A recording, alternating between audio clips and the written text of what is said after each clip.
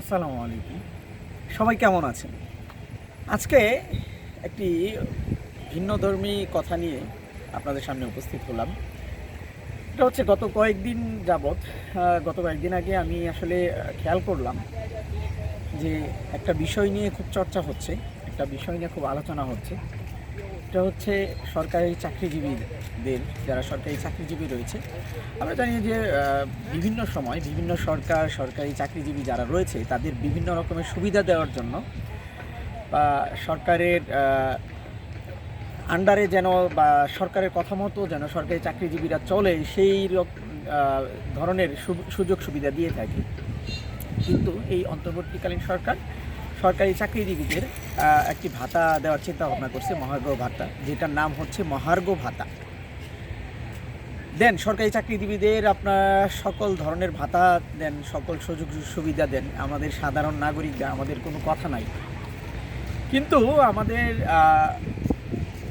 কথা হচ্ছে একটাই, যে এই সরকারি চাকরিজীবী যারা রয়েছেন তাদেরকে এত সুযোগ সুবিধা দেওয়ার পরে তারা কি ঘুষ বাণিজ্য, দুর্নীতি এগুলো কি বন্ধ করবে কিনা?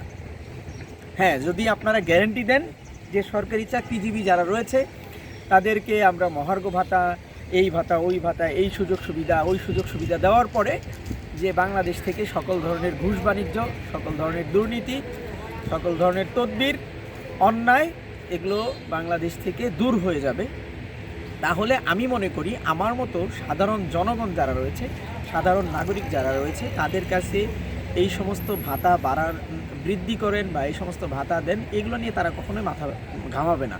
কিন্তু আপনারা প্রতি বছর সরকারি চাকরিজীবীদের সুযোগ সুবিধা বৃদ্ধি করে যাবেন, কিন্তু দেখা যাবে যে কোনো একটা ফাইল সই করতে গেলে ঘুষ লাগবে, একটা জন্ম নিবন্ধন নিতে গেলে ঘুষ লাগবে, বা যেটাই হোক না কেন ঘুষ চাবে।